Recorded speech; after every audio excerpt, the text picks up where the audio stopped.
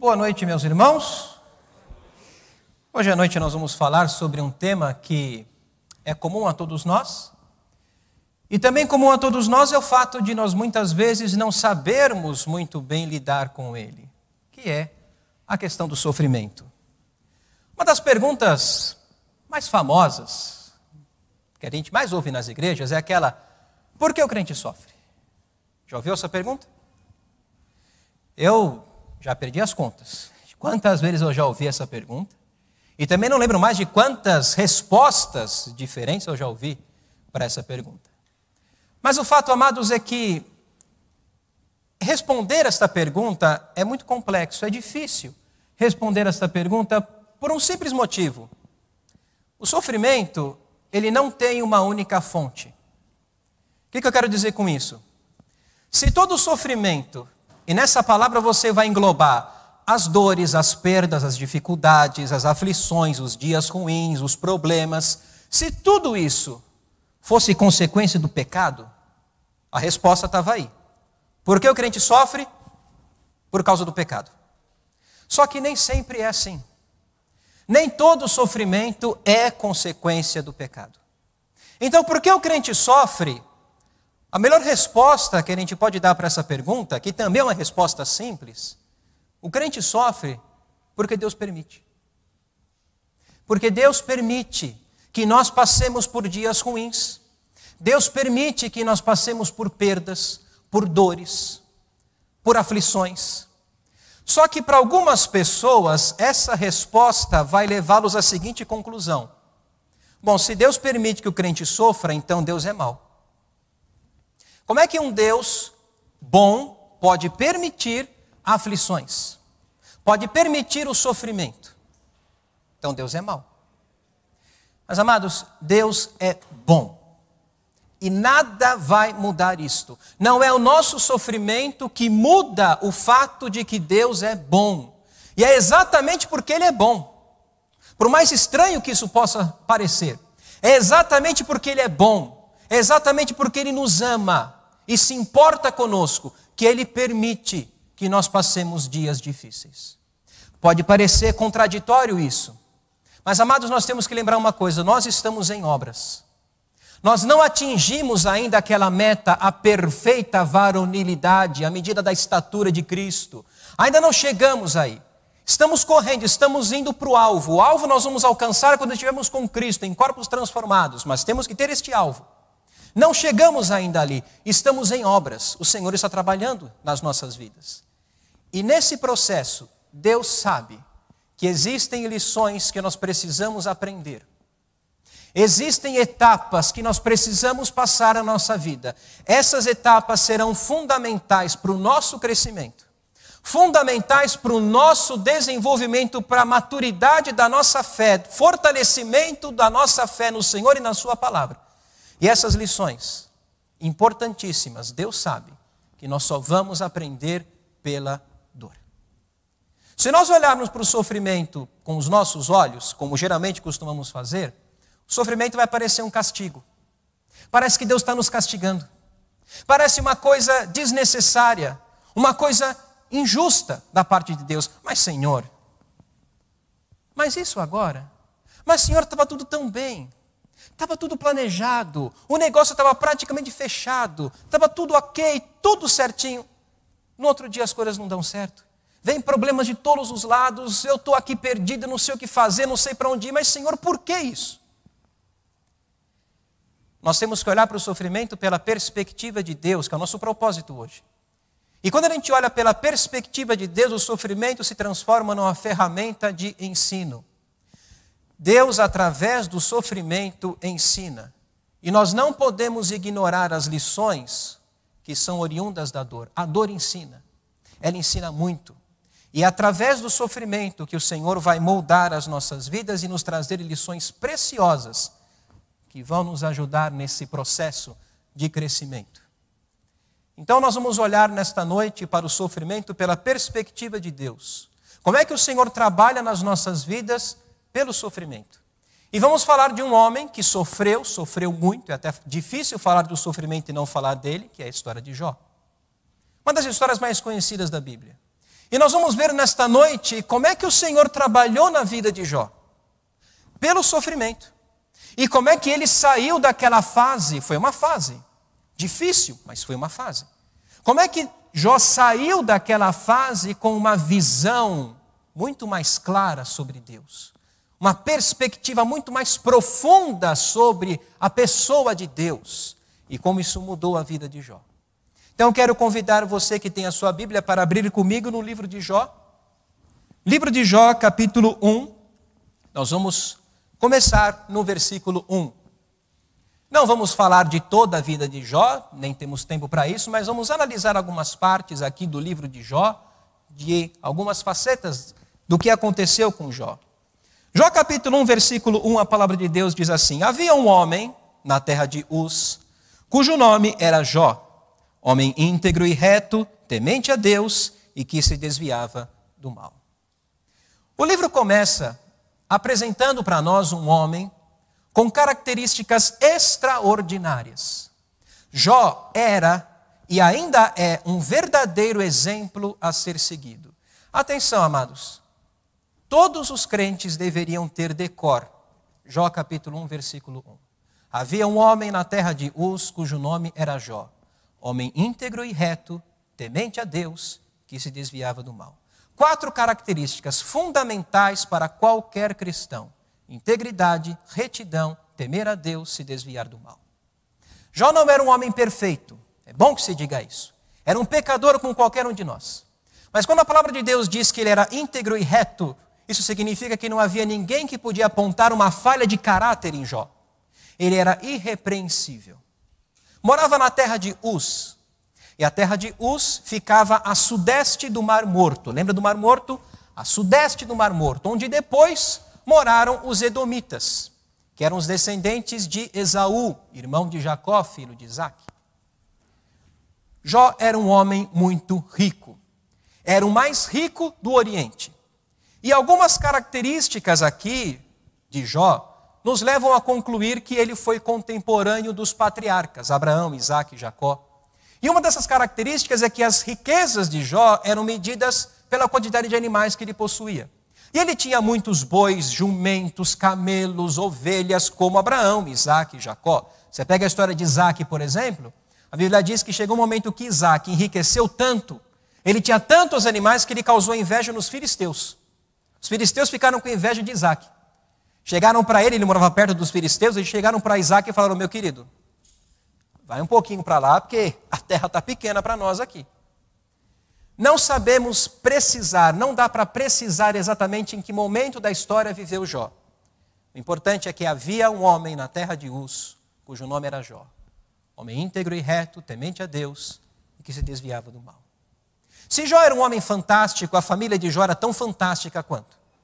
Ele tinha 10 filhos, 7 homens e 3 mulheres. E esses filhos promoviam banquetes nas suas casas. Banquetes são aqueles momentos, de celebração, de mesa farta, de alegria. E naquela época, quando os homens faziam banquetes, era para os homens. As mulheres faziam banquetes para as mulheres. Mas tem um detalhe no texto aqui que é muito interessante. Os filhos de Jó mandavam chamar as suas irmãs. Eles faziam questão que as suas irmãs participassem dos banquetes. Eles faziam questão que a família estivesse reunida. Estamos falando aqui de filhos que se amavam, filhos que tinham prazer de estar juntos, que faziam questão de estar juntos. E depois desse turno de banquetes, cada um fazendo banquete na sua casa, e isso nos leva também a concluir que eles não eram mais crianças, já eram adultos, mas mesmo assim faziam questão de estar juntos. Terminado esse turno de banquete, Jó mandava chamar os seus filhos e todos compareciam. Filhos obedientes ao pai, mesmo adultos, obedientes ao pai. E na eventualidade, num desses banquetes, de um dos filhos ter falado algo contra o Senhor, ter blasfemado contra Deus, Jó já se adiantava e oferecia a Deus holocaustos por cada um dos seus filhos. E essa, a Bíblia diz, era a prática contínua de Jó. Você pega os primeiros 5 versículos do livro de Jó, e a palavra de Deus pinta para nós um quadro que é próximo da perfeição. O que nós temos agora, por enquanto, é isso. Um homem muito rico, tanto em questão de bens, quanto em questão de qualidades morais. Um pai de família dedicado, preocupado, envolvido com a vida dos seus filhos. Filhos que se amavam e que tinham um profundo respeito pelo pai. É até difícil colocar um defeito, né? Porém, um dia, e nós conhecemos a história de Jó. A história de Jó é uma das mais conhecidas, não só pelos cristãos, pelos não cristãos, pelos descrentes também. Não sei se você já ouviu descrentes mencionando a história de Jó. A história de Jó é tão conhecida que ela virou um ditado, né? Ela virou uma expressão. Olha, tem que ter a paciência de Jó, viu? Já ouviu pessoas que não são cristãs falando isso? Uma das mais conhecidas. Um dia, e nós sabemos que foi literalmente num único dia, Jó perdeu tudo. Todos os seus animais foram roubados por tribos que viviam ali próximos a Jó, os sabeus e os caldeus. E os sabeus e caldeus mataram todos os servos de Jó. Ele tinha muitos servos, mataram todos. E os seus 10 filhos, que estavam reunidos na casa do primogênito. Um vento fortíssimo soprou contra aquela casa, as paredes cederam, a casa caiu, todos os filhos morreram. Tudo isso num único dia. Amados, a vida é feita de fases. A vida é essa transição constante de fases boas e fases ruins. E assim nós vamos vivendo. Fases que duram tempos diferentes, com intensidades diferentes, com cores diferentes, mas são fases, boas e ruins. Aí a gente vai vivendo assim. E como aconteceu com Jó, pode acontecer conosco também. Num só dia, as coisas podem mudar completamente. E eu falo de experiência própria. Alguns irmãos aqui conhecem um pouco da minha história de vida.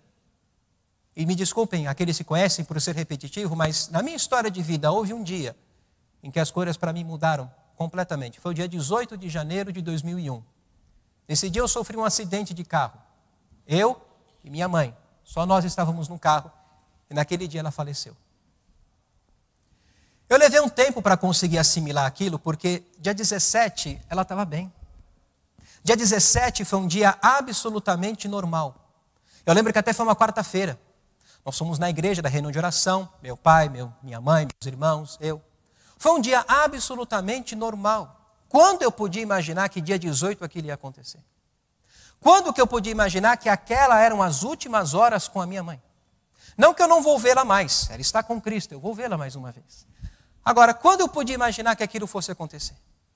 Eu fico imaginando Jó um dia antes dele ter perdido tudo. Eu creio que foi um dia normal. Os negócios indo bem, a família indo bem, ele indo bem, tudo bem. No dia seguinte o mundo desmorona. Mas é assim, queridos. E é por isso que a gente não pode perder tempo brigando. Eu aprendi isso. Não vamos perder tempo brigando, fomentando inimizades, discutindo. A vida passa rápido. Não perca a oportunidade de dizer eu te amo para sua esposa, para o seu marido, para os seus filhos, porque você não sabe. Pode ser a última vez que ele vai ouvir isso. Não estou jogando praga em ninguém, não estou falando que alguém vai morrer amanhã, não estou dizendo nada disso. Mas estou falando que a vida muda muito rápido. Num só dia, a gente pode perder alguém que a gente ama.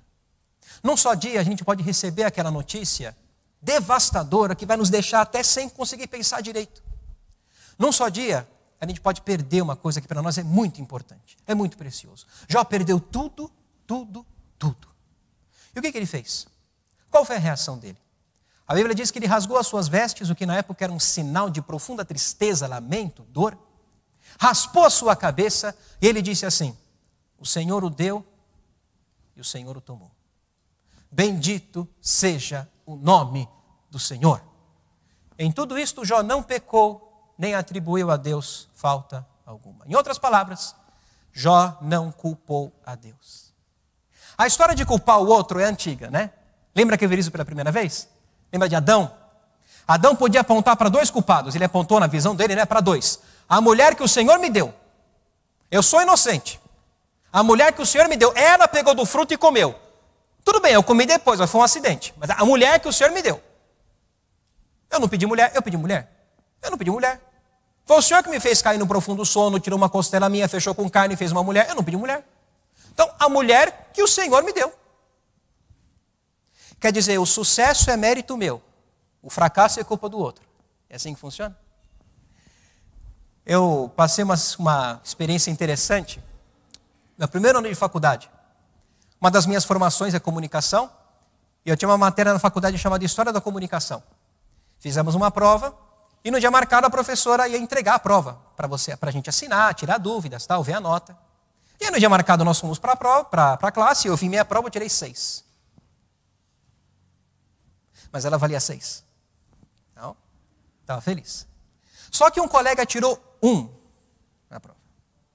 Amados, pensa numa pessoa brava. Pensa numa pessoa revoltada com a professora. Revoltado com a professora. Como é que a professora tinha coragem de dar aquela nota para ele? E ele entrou naquela classe, furioso, descarregou toda a sua fúria, proferindo todos os impropérios conhecidos e uns que eu nem conhecia para a professora. E ela sentada na sua cadeira, quieta, serena, calma, deixando o aluno ali extravasar toda a sua fúria. Eu e alguns colegas presenciamos aquela cena, assistimos aquela patética, a cena foi patética. Depois daquela sessão de descarrego, né, ele foi embora. E eu não esqueço o comentário que a minha professora fez. Ela falou assim: o aluno é um ser interessante. Quando a nota é boa, ele fala, olha o que eu consegui. Quando a nota é ruim, ele olha para a professora e diz, olha o que você me fez. E queridos, às vezes no nosso dia a dia com o Senhor, no nosso caminhar diário com Deus, a gente age assim também. Quer dizer, quando dá certo, eu consegui um aumento. Eu consegui um emprego. Eu consegui um carro novo. Eu consegui fazer aquela viagem que eu tanto queria fazer. Eu consegui trocar de apartamento, eu vendi meu apartamento, troquei, comprei outro. Quer dizer, não é bênção de Deus, eu consegui. É meu mérito, é meu esforço, eu consegui. Agora, quando eu não consigo, Senhor, por quê? Porque a sua mão pesa contra mim? Porque o Senhor está contra mim? Queridos, vamos ser honestos nesta noite. Existem problemas que a gente atravessa na vida porque a gente se põe na confusão. Não precisa lá passar por eles, mas a gente passa porque a gente se põe na confusão. Quer ver um exemplo? Lembra de Noemi? Uma história bem conhecida também. Lembra de Noemi? Voltando de Moabe. Passou 10 anos em Moabe, perdeu tudo. Voltou dizendo o quê? Ditosa eu parti. Ditosa significa cheia. Cheia eu parti. Mas o Senhor me fez voltar pobre. Percebe? Para quem ela estava jogando a culpa? O Senhor me fez voltar pobre. O Senhor se manifestou contra mim. O Todo-Poderoso me tem afligido. Vamos recapitular aqui? Vamos lembrar dos fatos? Quem é que decidiu sair de Belém de Judá? Sabe o que significa o nome Belém? Belém significa casa do pão. E Judá significa louvor. Olha que interessante, houve um homem que nasceu em Belém de Judá e que afirmou sobre si mesmo, eu sou o pão da vida. E ele nasceu na casa do pão. Quem é que estava na casa do pão, no lugar do louvor, e decidiu sair para ir para Moabe, um lugar imundo, sujo, idólatra, e ali perdeu tudo? E volta dizendo, o Senhor me fez voltar pobre? Não. Você está colhendo as más consequências das suas más decisões. E não é o que tem acontecido hoje? Muitos crentes estão saindo da casa do pão, estão deixando o lugar do louvor para ver o que Moabe pode oferecer, para ver o que tem de bom lá em Moabe, e perdem tudo. E voltam, aqueles que voltam, dizendo, o Senhor se manifestou contra mim, o Todo-Poderoso me afligiu. Há uma relação que nós costumamos fazer, mas que é frágil, entre sofrimento e culpa. Estou sofrendo, estou passando dificuldades, um aperto na minha vida, é culpa de alguém. E nessa hora falta uma reflexão, né? Falta uma autoanálise. Será que não sou eu o problema? Será que não sou eu que me afastei do Senhor, que deixei de orar, que não estou mais buscando um relacionamento com Deus, que seleciono quando eu vou na igreja, se é de manhã, se é de noite? De noite eu não vou. Já fui de manhã. Já cumpri minha obrigação, à noite eu não vou. Não tem essa história não. Será que não sou eu que me afastei do Senhor? Não, é legal culpar o outro, né? Cair na síndrome de Adão nessa hora é muito fácil, né? A culpa é do outro. Olha a situação de Jó. Ele perdeu tudo, tudo, tudo. Por culpa de quem? Culpa de Jó? Não. Homem íntegro, reto, temente a Deus, que se desviava do mal. Por culpa de Deus? Não. Jó não culpou a Deus. Não tinha um culpado. Essa história de que sofrimento é consequência do pecado não é uma matemática exata. Não é uma ciência exata. Pode acontecer, e eu creio que os irmãos conhecem, crentes que hoje estão amargando as más consequências dos seus pecados. Mas nem sempre é assim. Olha a situação de Jó. Essa matemática não é exata. Não era culpa de Jó, não era culpa de Deus. Deus simplesmente permitiu que Jó passasse por aquela terrível experiência. Por que o crente sofre? Porque Deus permite. Isso não faz de Deus uma pessoa má. Deus é bom, nada vai mudar isso. Só o sofrimento não muda o fato de que Deus é bom. E pela sua bondade e amor para conosco, Ele permite dias difíceis. Porque nesses dias haverá lições importantes que nós precisamos aprender. E essas lições só vamos aprender pela dor. O Senhor vai falar conosco pela dor. Deus permite dias difíceis. Deus permite dificuldades. E Ele não é mau, Ele é bom. E nada vai mudar isto. Mas o sofrimento de Jó não terminou aí, né? No que ele perdeu. Ele também foi atingido por tumores malignos, da planta dos pés ao alto da cabeça. Ele pegava um caco de barro, um pedaço de louça de barro e se raspava. Tamanho era o seu sofrimento. Às vezes a gente não entende, né?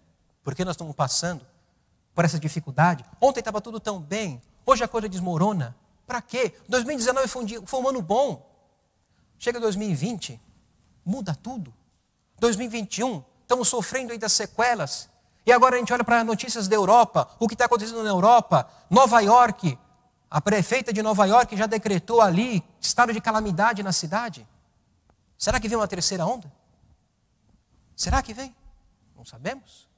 Mas se o Senhor permitir, virá. Agora olha que interessante, esse versículo aqui. Olha o que o salmista diz. Foi-me bom eu ter passado pela aflição, para que aprendesse os teus decretos. Você já conheceu alguém que passou por uma aflição e depois disse assim, sabe de uma coisa? Foi bom eu ter passado por essa aflição. Já conheceu alguém que dissesse isso? Amados, para você dizer isso, você precisa de uma maturidade, de um nível de intimidade com Deus que poucas pessoas têm. O salmista aqui, ele não está dizendo, olha, eu passei por uma aflição legal pra caramba. Não, ele não está falando isso. Ele está contando para nós uma parte da sua vida que foi difícil. E depois de passar dessa fase difícil, ele está fazendo uma reflexão. E a conclusão que ele chega é a seguinte, quer saber de uma coisa? Foi bom ter passado por essa aflição. Sabe por quê? Porque ao invés de eu ficar reclamando, murmurando, questionando, revoltado com Deus, eu procurei parar para ouvir a voz do Senhor. O que o Senhor está querendo me ensinar nessa aflição? Se eu estou passando por isso é porque o Senhor quer que eu aprenda alguma coisa. E foi bom ter passado pela aflição porque eu aprendi. Foi na aflição que eu aprendi a confiar. Foi na aflição que eu aprendi a esperar com confiança no Senhor. E Ele me ouviu. Ele se inclinou a mim e me ouviu quando eu clamei por socorro. Foi bom ter passado pela aflição, porque na aflição eu aprendi a lançar sobre Ele toda a minha ansiedade, porque eu experimentei na minha vida o cuidado de Deus. Foi bom ter passado pela aflição, porque agora eu tenho na minha vida a experiência para dizer que Deus é o meu refúgio. Ele é a minha fortaleza. Ele é o meu socorro bem presente. Conhecemos esse versículo, né? Deus é o nosso refúgio e fortaleza, o socorro bem presente quando? Nas tribulações. Agora, se eu não passar por tribulações, como é que eu vou saber que Deus é o nosso refúgio e fortaleza, o socorro bem presente? Relacionamento com Deus é pessoal, queridos. Então, Deus vai permitir dias difíceis, porque nesses dias nós vamos experimentar a fidelidade de Deus, o sustento de Deus. Quando eu não tenho respostas, Deus aparece com a solução. Quando eu não sei o que fazer, o Senhor mostra o caminho. Quando eu estou perdido, o Senhor mostra, ilumina o meu caminho pela sua palavra. Foi bom ter passado pela aflição, porque agora eu sei.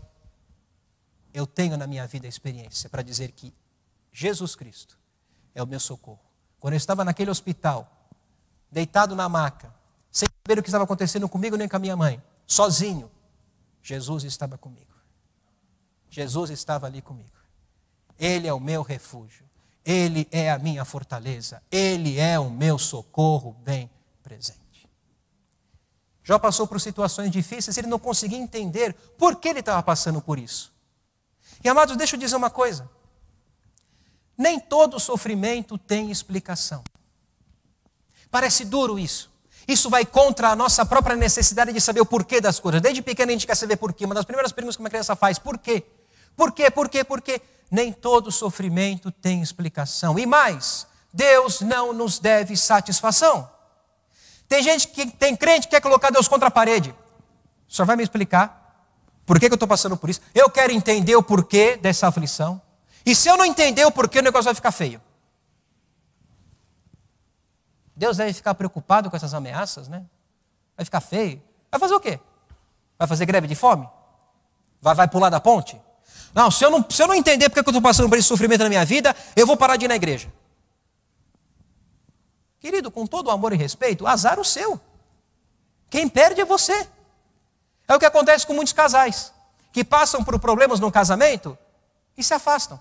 Quando deveriam o quê? Estar mais próximos ainda da família da fé. Porque o canal de bênçãos para a família passa pela igreja. Mas tem casais que passam por problemas e se afastam, quando deveriam estar mais próximos ainda da igreja. Não, se eu não entender o porquê das coisas não estarem dando mais certo na minha vida, eu vou parar de ir na igreja. Azar o seu.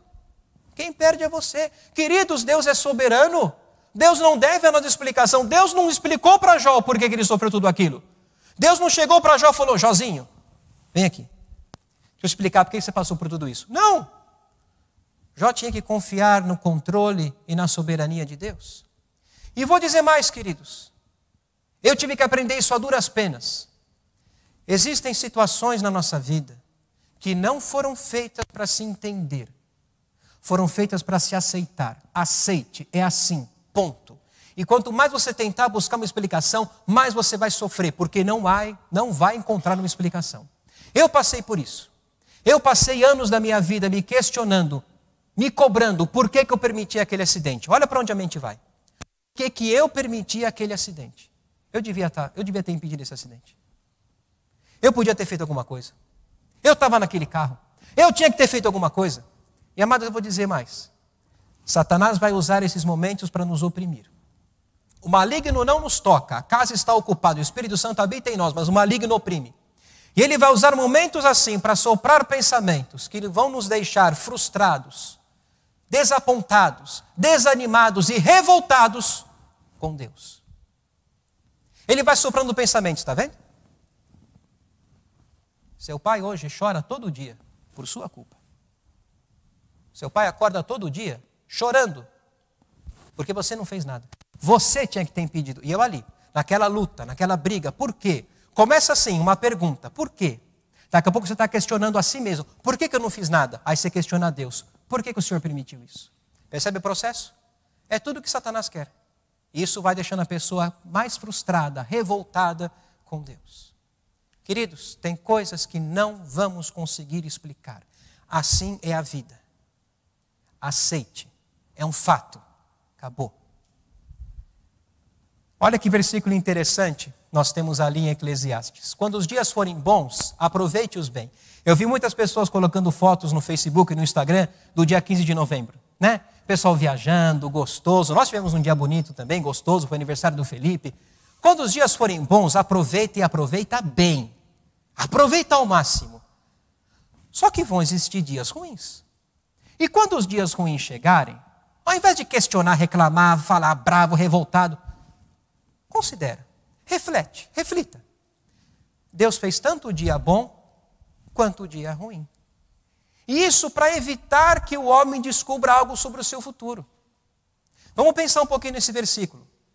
Imagina se todos os dias fossem bons. Imagina se você soubesse que não teria mais problema nenhum daqui para frente. Todos os planos darem certo, tudo que você quer você consegue, seria um sonho. Para nós que somos cristãos, amados, isso não é um sonho. Quando estivermos com Cristo, todos os dias serão bons. Só que, nesse mundo, passamos por dificuldades. Se nós soubéssemos que todos os dias seriam bons, sabe qual seria a reação desse coração enganoso? Eu não preciso de Deus. Para que eu preciso de Deus? Minha vida é ótima. Tudo que eu quero eu consigo. Tudo que eu planejo dá certo. Eu não tenho nenhum problema. Deus para quê? E se todos os dias fossem ruins, se a nossa vida fosse apenas uma sucessão de tragédias, catástrofes e problemas seguidos um atrás do outro, nossa reação seria a seguinte: Deus não me ama. Deus não se importa comigo. Lembra aquele versículo? Porque Deus amou o mundo de tal maneira, então eu não estou naquela palavra mundo. Olha a minha vida, olha a calamidade que é a minha vida. Então Deus não se importa comigo. Queridos, é exatamente o fato de nós não sabermos o que vai acontecer amanhã que nos coloca no lugar certo, na total dependência de Deus. É exatamente o fato de nós não sabermos se amanhã vai ser um dia bom, um dia ruim, que nos coloca no lugar certo. E esse lugar é a total dependência de Deus. Nós não precisamos saber se amanhã vai ser um dia bom. Pode ser que seja. Pode ser que amanhã seja um dia ruim. Pode ser que você não esteja vivo amanhã. Pode ser que eu não esteja vivo amanhã. A gente não sabe. Mas nós precisamos saber de 3 coisas. E essas estão aqui, na palavra de Deus. Jesus nos ama. Jesus está no controle. Jesus nunca vai nos abandonar. Nunca te deixarei. Nunca, jamais te abandonarei. Eu posso não saber o que vai acontecer amanhã. Mas sabendo dessas 3 coisas, isso é o suficiente para viver um dia de cada vez na total dependência do Senhor. Jesus me ama. Jesus está no controle de cada aspecto e detalhe da minha vida. Jesus nunca vai me abandonar. É isso que nós precisamos saber. Chegaram alguns amigos para consolar Jó. A gente costuma criticar esses amigos, né? Mas veja, o propósito deles inicial era nobre. Eles foram consolar Jó. E a Bíblia diz que quando eles viram Jó, viram o estado de Jó, eles também rasgaram as suas vestes porque eles conseguiram perceber a aflição de Jó.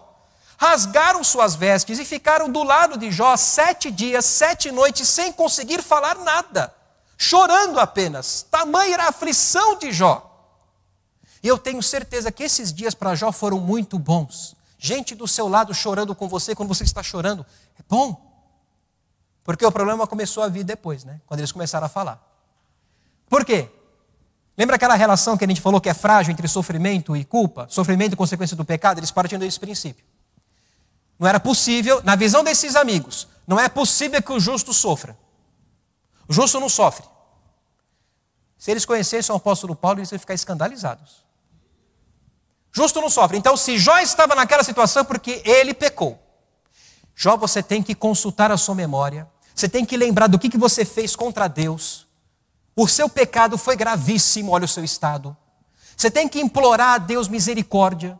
Tem que confessar o seu pecado e o Senhor vai restaurar você. E eles vão batendo nessa tecla o tempo inteiro, tentando extrair de Jó alguma confissão de culpa. Uma admissão de culpa. Eu peguei aqui um trechinho de um desses amigos, Zofar, eram 3, ele faz Bildade e Zofar. Para a gente perceber como eles vão dando indiretas em Jó. Olha lá, chega Zofar e fala assim para Jó: se dispuseres o coração e estenderes as mãos para Deus, se lançares para longe a iniquidade da tua mão. Pegou a indireta aqui em Jó? Vamos lembrar de Jó? Íntegro, reto, temente a Deus, que se desviava do mal. Pegou a indireta aqui? E não permitires habitar na tua tenda a injustiça, então levantarás o rosto sem mácula, estarás seguro e não temerás. E eles vão nessa toada. Eles vão nesse ponto, batendo o tempo todo, querendo que Jó admitisse que ele estava errado. Chega no capítulo 27, Jó vai dizer para esses amigos: eu jamais darei razão a vocês. A minha consciência não me reprova. Eu vou me apegar à minha justiça, à minha integridade. Em outro trecho, Jó fala assim: vocês encobrem a verdade com mentiras, vocês são médicos que não valem nada. E vai nessa discussão por muito tempo, por meses. Mas, amados, Jó era um ser humano como qualquer um de nós. E teve momentos que Jó, sim, queria entender o porquê ele estava passando por tudo aquilo. Como nós também. E é nessas horas, amados, que a gente está na turbulência, que nós temos que tomar muito cuidado com aquilo que nós falamos. Porque é muito fácil, na turbulência, a gente se exceder e falar o que não devia. E pecar com os lábios, pecar com os pensamentos.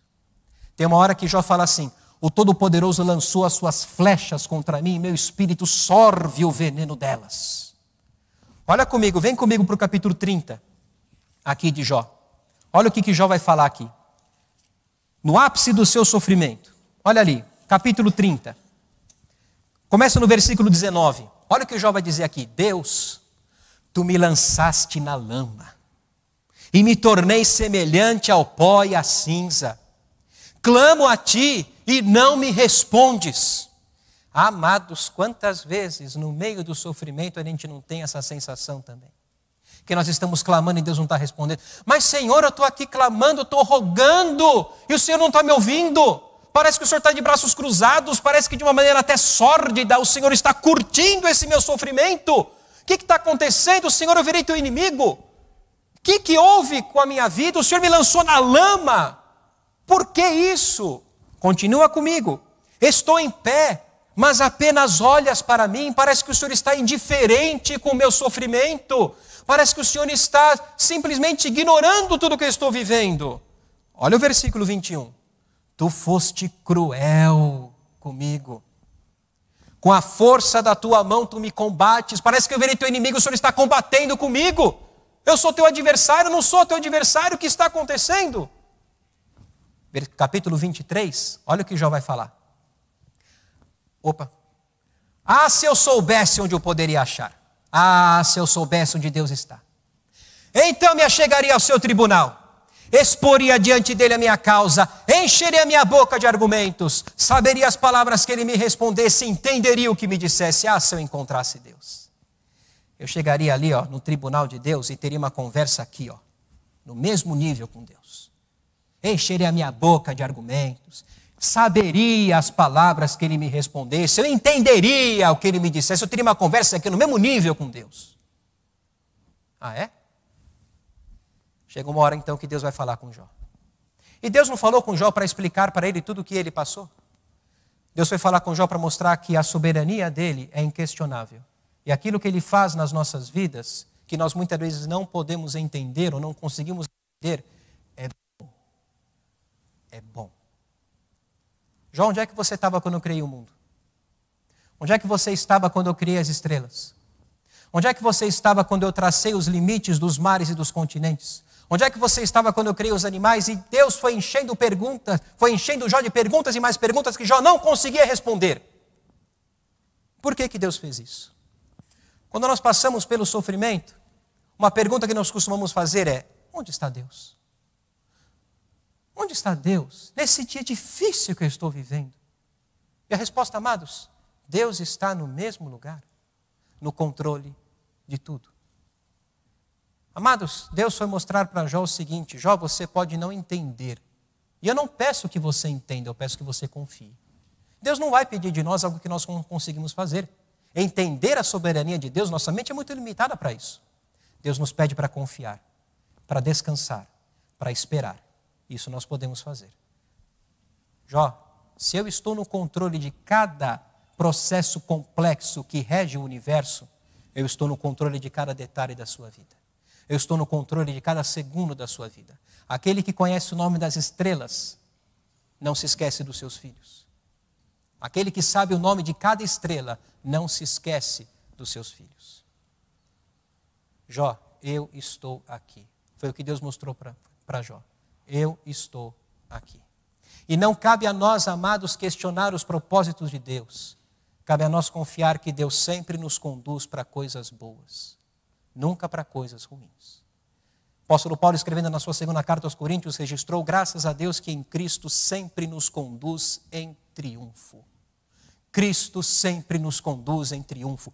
Mesmo que passemos por dias difíceis, o propósito final é nos conduzir para coisas boas. Deus sempre nos conduz para coisas boas, nunca para coisas ruins. Jó percebeu que ele havia se excedido nas suas palavras. Ele falou assim para o Senhor: na verdade, falei do que não entendia. Coisas maravilhosas demais para mim, coisas que eu não conhecia. Sofrimento, amados, não é hora para falar. É hora para nos calarmos e aguardarmos o livramento de Deus. Lamentações capítulo 3. Bom é aguardar a salvação do Senhor. E salvação aqui não é salvação da alma, é livramento. Bom é aguardar o livramento do Senhor. E isso em silêncio. Porque é muito fácil se exceder nas palavras no meio do sofrimento. É hora de se calar e aguardar no Senhor. Mas teve uma outra coisa que Jó aprendeu. E ele disse assim para Deus: eu te conhecia só de ouvir, mas agora, olha que mudança, queridos. Olha como isso impactou de forma positiva a vida de Jó. Agora, os meus olhos te veem. Antes, o meu conhecimento sobre o Senhor, por mais que eu temesse a ti, era um conhecimento mais superficial, mais teórico. agora que eu passei por toda essa dificuldade, eu pude experimentar na minha vida que o Senhor está presente, que o Senhor está comigo. Eu pude ver o Senhor e a tua mão sobre mim durante o sofrimento, quando eu não sabia o que fazer, quando eu não tinha as respostas, quando os problemas se acumularam, as soluções apareceram de forma milagrosa. Sabe o que é isso? É o amor de Jesus derramado em cada uma das nossas vidas. Eu conhecia o Senhor só de ouvir, mas agora o meu relacionamento contigo é muito mais próximo, é muito mais forte, é muito mais íntimo. Agora os meus olhos te veem. O Senhor restaurou a vida de Jó, deu a ele o dobro de tudo quanto antes ele tinha. Ficou 2 vezes mais rico e teve outros 10 filhos, 7 homens e 3 mulheres. Não havia mulheres mais bonitas que as filhas de Jó. Era como a minha, assim. Era como a Elisa, assim. Mais bonita que as filhas de Jó. Jó viveu os filhos dos filhos até a 4ª geração, viveu mais 140 anos e faleceu. Amados, a gente olha para o sofrimento muitas vezes como um castigo. Mas o livro de Jó, ele nos ensina que o sofrimento é uma ferramenta pedagógica de Deus. E através do sofrimento, Deus molda o nosso caráter e nos ensina a depender exclusivamente dele. Jó passou momentos difíceis, muito difíceis, mas jamais deixou de acreditar que Deus viria em seu socorro. Jó é o autor de uma das frases, de uma das expressões mais profundas e impactantes da Bíblia, porque eu sei que meu Redentor vive. E por fim se levantará sobre a terra. Depois, revestido este meu corpo da minha pele, em minha carne, eu verei a Deus. Que precioso, que precioso. O Senhor vai usar o sofrimento para moldar a nossa vida, para trazer lições. E eu quero terminar deixando um versículo do livro de Jó com os irmãos. Um versículo que, quando eu meditei nele, foi muito especial. Abra comigo no capítulo 36 e o versículo 15. Capítulo 36 de Jó, versículo 15. A palavra de Deus diz assim: ao aflito, livra por meio da sua aflição, e pela opressão lhe abre os ouvidos. Ao aflito, livra por meio da sua aflição. Você já conseguiu olhar para a aflição como um livramento de Deus? Deus vai usar a aflição para nos livrar. Nos livrar do quê? Nos livrar de uma fé teórica. Nos livrar de um relacionamento frio. Nos livrar de um conhecimento fraco da palavra de Deus. O Senhor vai usar a aflição para chamar a nossa atenção. Opa, está gostando muito desse mundo. Está achando muito legal as coisas desse mundo. Volta. Vai me ouvir agora? Vai prestar atenção no que eu estou dizendo? Deus usa a aflição para nos livrar de problemas. Porque às vezes a gente faz alguma coisa que parece que vai dar certo. Deus sabe que não vai dar.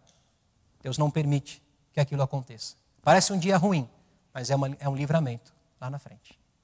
Ao aflito livra por meio da sua aflição, e pela opressão Deus abre os nossos ouvidos para nos atentarmos à sua voz. Deus jamais prometeu que iria nos livrar da dor. Ele prometeu que estaria conosco em meio à dor. Ainda que eu ande, percebe uma possibilidade real? Ainda que eu ande pelo vale da sombra da morte, não temerei mal nenhum, porque Ele me ama, porque Ele está no controle, porque Ele está comigo, porque Tu estás comigo. Jesus me ama, Jesus está no controle de cada aspecto da minha vida, Jesus nunca vai me abandonar. Então, amados, que a partir de hoje tenhamos um novo olhar para o sofrimento, não como um castigo, mas como um processo de ensino do nosso Deus. Se falarmos alguma coisa, que sejam apenas as nossas orações e súplicas a Deus, e ouvidos abertos, porque Jesus está falando. E nesta noite, amados, o Senhor Jesus que está no nosso meio, está falando com cada um de nós. Jesus está falando ao seu coração. Você está ouvindo? Que o Senhor Jesus abençoe a sua vida.